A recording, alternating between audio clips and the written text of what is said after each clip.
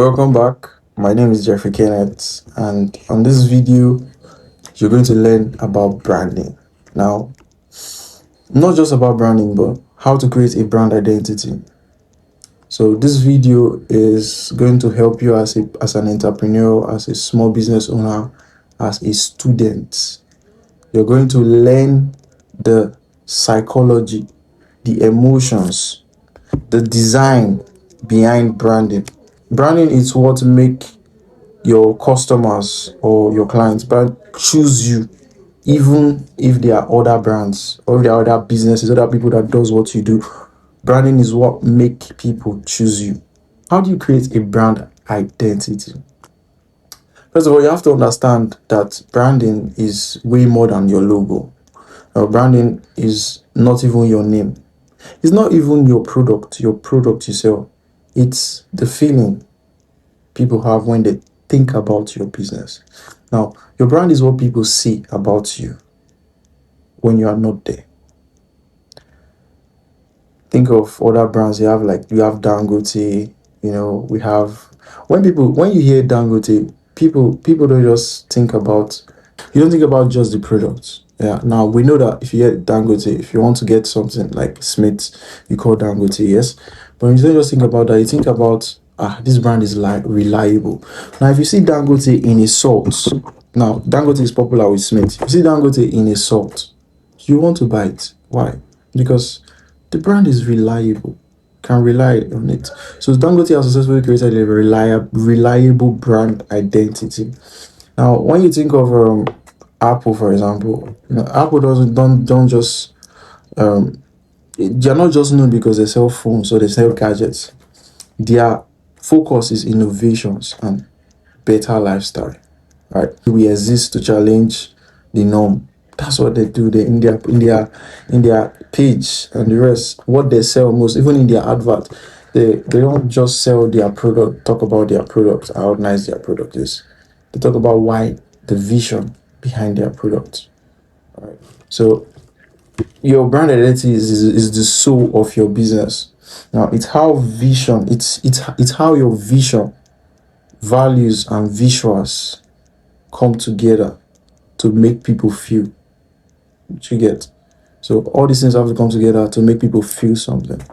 Now, first of all, before you create a brand, you must first of all have your purpose. What is your brand purpose? Like, what is the problem your brand is solving? Why are you creating this brand? Why? What is your why? Every business knows what they do. Of course, if you sell fish, you should know you are selling fish. You sell rice, you know you are selling rice. Every business know you know what you are selling. Some business know how they do it. Now, if you are selling rice, for example, or you cook, you have a restaurant, for example, few of them, not all of it, know how to cook, how to prepare that food. They know what they do. Now, just few people know why they do the business, why they do it, what's the reason, what's the vision. Few people know why. And your why is very important. Your why is your reason for existing. Your why is your reason for existing, for your reason for your business to exist. Your why is your belief. Your why is your mission. Your why is your heartbeat beyond money, beyond you getting money from this thing. Your why is your heartbeat. Now, for example, you see a bread brand. I've made this statement. You see a bread brand that says, "We bake bread." Then the second one says, "We believe every family deserves fresh, healthy bread that brings people together every morning." Now, if you see a write-up like that, a brand from two different brands, which of them would you go for? You probably go for the one that says, "We believe every family deserves fresh, healthy bread." Why? You won't go for the one that just said, "We bake bread." Now, because the why, the vision is very important. That's why different brands like Apple, Coca-Cola, Indomie, they are very powerful. Those are powerful brands because they are not just selling their products. They're not just selling their products. They are selling emotions. They are selling stories. They're selling the reasons behind it. They are selling belief. They're telling a lot of stories about their business. You're going to learn about storytelling. Right? They are telling stories. They're telling you why. So now I'm going to give you a brief, classwork. What should I say? Assignment. Not really, but it's to help you understand what we are saying now.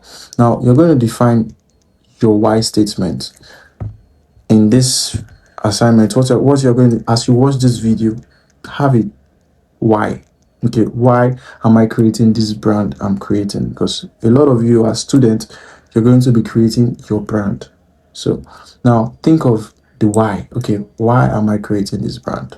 First of all, the problem. What is the problem I'm solving? What's the problem this brand is solving? Is it food problem? The hungry people? Is it for hungry people, or is it for people that just need junk? Right? For example, you sell food. Now you know your why. You know your reason, the problem you're solving. Then next, you know why. Okay, why are you doing it? So you write a why statement. All right. So I'll come back again next part of this video. Now, because of time, I don't want to make this video really, really long. It's already becoming so long. So I'm going to just rush into how to create a brand style guide. Now, a brand style guide is like your brand's rule book. It's where you store everything. It keeps everything consistent. The colors, the font, the logo usage, and the tone of your voice. Now, when someone sees your content, for example, online, they should immediately feel or know it's you. It's coming from you, this brand, even before reading whatever it is. Before reading or seeing, looking out for your name, they should feel whatever content you are giving out, whatever whatever picture, your videos and all, it should feel like you. People should be able to tell that this is from this person, this is from this brand. And that's what you have to achieve in your branding procedures. Now, example, I don't know if you have seen GTB Bank. GTB Bank, their colors are always orange, right? Now, anywhere you see orange, you see bank, you think, oh, is it GTB? You think of some other bank, but you see GTB. Now, UBA is red, right? Red, and it's not just red, it's bold red. Now, it's significant to whatever they are doing. If they are placing ads, they always put that red. So whenever you see it, you feel the brand already. You know that this is the brand. So your brand should have, your brand guide should have your color palette, your logo variations, your typography, which is your font, your imagery style, and the tone of your voice. All right.